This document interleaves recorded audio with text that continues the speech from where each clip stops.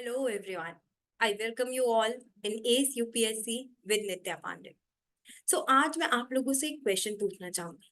क्या आप भी बार बार लक्ष्मीकांत शंकर सेम अपने बेसिक नोट्स पढ़कर बोर हो चुके हैं and you are looking for some new source to revise your static portion, especially 1 month before the prelims examination? So today in this video, I will discuss with you which workbook on MCQs is the best to revise your static portion.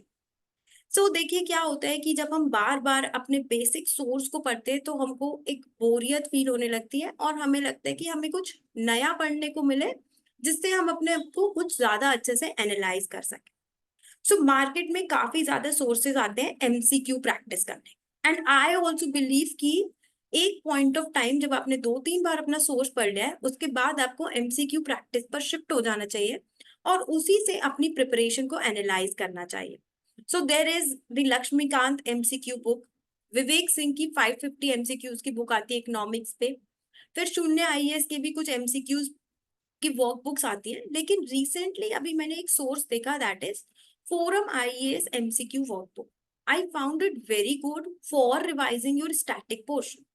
अब इससे क्या होता है, जब आप MCQs के through practice करते हैं तो इससे दो चीजें होती है।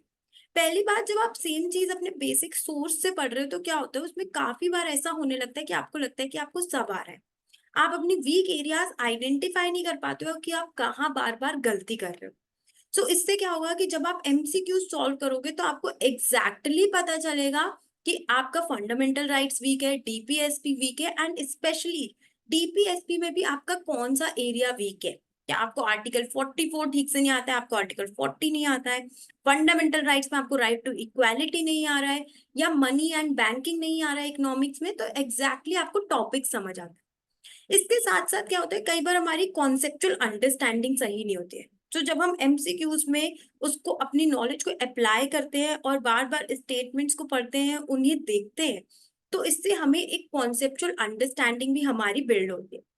फिर इसका एक मेजर बेनिफिट है कि अल्टीमेटली आपको प्रीलिम्स में भी एमसीक्यू सॉल्व करने हैं। यहाँ पर क्या हो रहा है कि आपकी एमसीक्यू सॉल्विंग जो एप्टीट्यूड हमें चाहिए कि कौन सा ऑप्शन आप एलिमिनेट कर सकते हो, मे बी इसमें से कौन सा ऑप्शन सही हो सकता है, दैट इज ऑल्सो डेवलपिंग।